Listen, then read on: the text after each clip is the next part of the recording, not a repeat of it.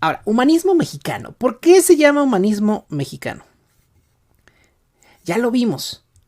Todas las propuestas, si ustedes se fijan, todas las propuestas del presidente Andrés Manuel López Obrador, todas traen una carga humanista. Todas.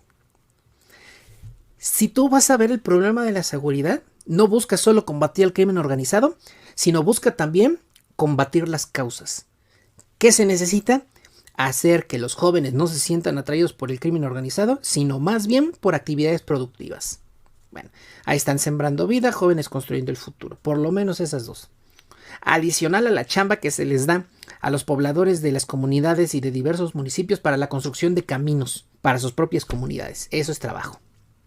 Lo educativo, no se diga, una carga humanista impresionante que los gobiernos anteriores, sobre todo el de Calderón, tuvieron a bien quitar de las escuelas, sobre todo de primaria y de secundaria, sobre todo. A mí me tocó esa etapa, ver esa transformación bastante mala del sistema educativo nacional con el panismo. Le apostaron todo a las ciencias, matemáticas, física, química, biología. Marginaron a las humanidades porque dijeron, no, pues si vamos a ser competitivos científicamente hay que meterle a las escuelas en ese punto. ¿Y qué creen, amigas y amigos? Ni ciencias, ni matemáticas, ni física, ni química, ni biología. Y de paso, como marginaron a las humanidades, pues ni ciencias sociales, ni humanismo, ni civismo, ni historia, ni geografía, ni madres. A mí me tocó ver eso. Me tocó sufrirlo como maestro. Sufrirlo. De verdad. ¿Quieren volver a ver otra cosa humanista? El aspecto económico. Buscamos la suficiencia energética con el autoabasto de combustibles y de derivados del petróleo. Porque, ojo, las refinerías no solo producen gasolinas, producen materiales que son derivados del petróleo. Para que les digan a los fachitos que salgan con su jalada de que ay, es que el petróleo va de salida porque, pues, ¿para qué construir refinerías? Güeyes, las refinerías no solo producen combustibles, las gasolinas, producen aceites, producen aditivos, producen la turbocina para los aviones, porque como dice el doctor Ángel Valderas Puga, no conocemos hasta el momento aviones de pasajeros que se muevan con energía eléctrica. Se necesita a fuerzas turbocina que se produce en las refinerías, ni más ni menos. Derivados del petróleo, componentes plásticos, también se necesitan. Ok. Y entonces, ¿para qué buscamos la autosuficiencia energética? Para no tener que comprar, sobre todo, gasolinas al extranjero. ¿Y eso qué nos va a beneficiar? Dirán ustedes. Si no la compras al extranjero, la produces aquí, ya no tienes que gastar en costos de importación. Ya no tienes que pagar el precio que te ponga el vendedor extranjero. Llega a México, ya sea en barcos o llega a la frontera y se tiene que transportar por ductos. Entonces no es lo mismo transportarla desde Texas, desde Nuevo México, o desde algún buque en el puerto de Veracruz o en el puerto de Mazatlán, a transportarlo desde alguna de las 7 refinerías que hay en México, ya contando la de Dos Bocas, Tabasco. No es igual, sale más barato el costo de transportación, repito. Te ahorras costos de transportación del combustible, te ahorras costos de importación y también te evitas el problema de tener que negociar el precio del combustible con algún vendedor extranjero. ¡Pum! ¿Para qué? Para que el dinero que se invierte en energéticos sea más eficiente. No vayan a creer la tontería que decían en el sexenio de Peña Nieto de que no, pues es que como la gente no tiene carro, pues no importa que suba la gasolina. ¿Y en qué crees que se mueven las verduras que llegan a los tianguis? O al súper si quieres. Pues en camionetas que usan gasolina. Subes la gasolina, pues te suben el producto final. Suficiencia alimentaria. Se trata de combatir el hambre en este país. ¿Cómo es posible que Peña Nieto hubiera entregado este país con más de 50 millones de pobres? Pero eso sí, bien orgullosos de tener a uno de los hombres más ricos del mundo, Carlos Slim, ¿no? Bien orgullosos. Sí, tenemos inversión extranjera directa. Sí, con la enorme cantidad de territorios mineros concesionados a empresas extranjeras privadas. No, pues a toda madre, ¿no? ¿Qué se busca? La autosuficiencia económica, o sea, que lo que producimos sea para el autoconsumo y también para comerciar con el exterior. También. ¿Dónde más podemos ver el humanismo también?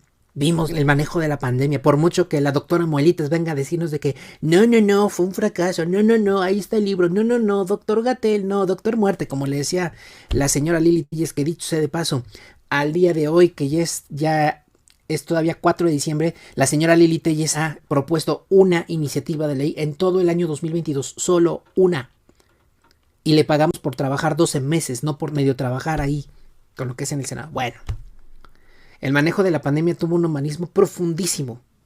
Apartaron los recursos económicos para comprar las vacunas cuando todavía no existían, para amarrarlas. ¿Qué es lo que pasó en México? Nunca nos hicieron falta vacunas, nunca. En el caso de los medicamentos también hay humanismo. ¿Cuál era la consigna? Nada más puedes comprarle a empresas mexicanas al precio que te den. ¿Qué hizo el gobierno del presidente López Obrador? No, vamos a comprar medicamentos a la empresa que nos dé la mejor calidad, el mejor precio. ¿Cómo que nada más aquí en México? Muchos dicen, ay, es que faltan medicamentos en hospitales. Yo se las voy a voltear. ¿Cuántas personas tuvieron que perder la vida en un hospital porque en lugar de comprar 100 quimioterapias, solo compraban 50? Porque el precio de la quimio estaba inflado. Ese lado nunca te lo dicen en la oposición. Nunca te lo dicen. ¿Cuánta gente tuvo que perder la vida para llenar de dinero los bolsillos de las farmacéuticas y de los funcionarios públicos que facilitaban ese atentado a la vida humana? Eso no lo decían. Llegó el presidente López Obrador y dijo, se acabó todo eso. Va a haber gasto en salud de una manera eficiente. Fueron las farmacéuticas, se fueron a amparar. Por eso las medidas en materia de salud en esta administración. ¿Por qué hay escasez de medicamentos en algunos lugares? Porque el boquete de salud es impresionantemente grande. Ya lo dijo el presidente López Obrador en una mañanera esta semana. Yo ya lo había mencionado en más de una ocasión, pero esta fue la primera vez que el presidente lo mencionó. A ellos les dijeron cómo estaba la situación, les entregaron el gobierno, todo más o menos regular, sabían que se iban a encontrar broncas de corrupción, pero nunca se imaginaron, y el propio presidente lo dijo esta semana, nunca se imaginaron el boquete tan grande de corrupción que se iban a encontrar. Bueno, seguridad pública. Se está optando por proteger al pueblo.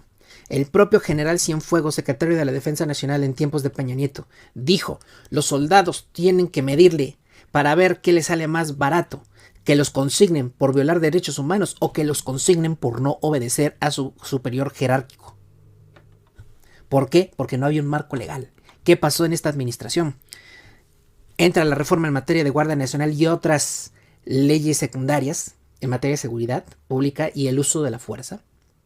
Y se les da por primera vez, desde que inició la guerra contra el crimen organizado de Calderón, un marco legal para que ellos supieran qué pueden hacer, qué no pueden hacer y lo que pueden hacer en función de qué lo pueden hacer.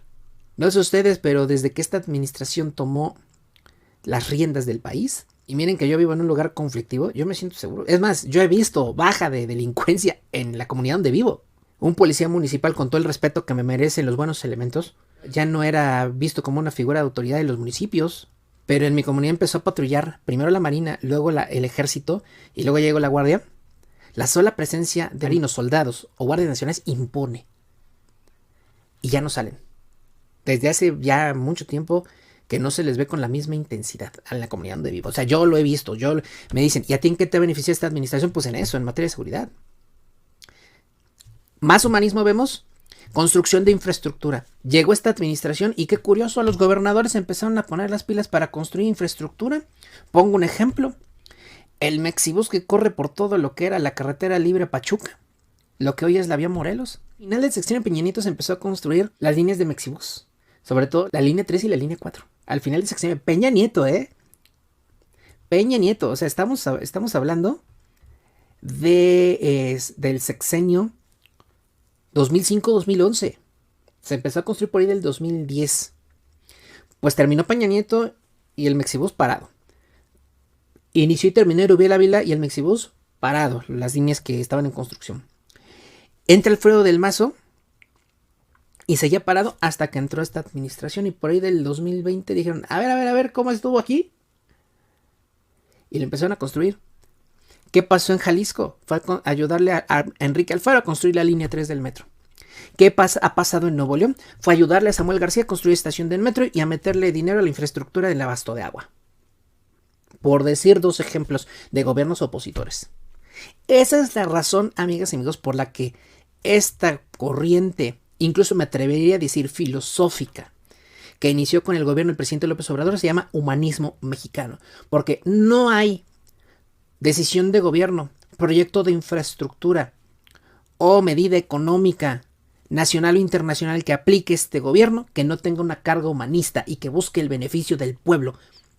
Y por pueblo me refiero a todos. Chairos y fifís, políticos y sin preferencia política, a todos. Hay para todos.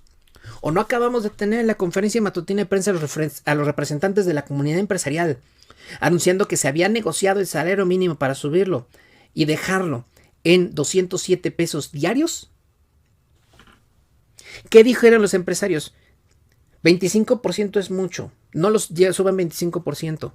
Lo dejaron en 20%. Aumento del 20%. Los empresarios lo pidieron. No el 25%. Ok, que sea el 20%. Va, el 20%. Ahora, ¿lo tienen que pagar de agrapa? No, hay beneficios fiscales. Hay apoyos para las empresas responsables. Claro que sí. ¿Para qué? Para que no sientan el golpe del aumento del salario. Ahora, ¿qué pasa si el ciudadano de a pie tiene dinero? Pues consume, contrata servicios, gasta, y entonces ese dinero que percibe por concepto de salario regresa a las empresas y las empresas pueden cubrir sin mayores problemas el salario de sus trabajadores, sus prestaciones, y además tienen beneficios fiscales si son responsables. Ahí lo tenemos. Se está obligando a pagar a los grandes contribuyentes. Miles de millones de pesos están entrando a las arcas públicas, miles de millones de pesos que antes no llegaban.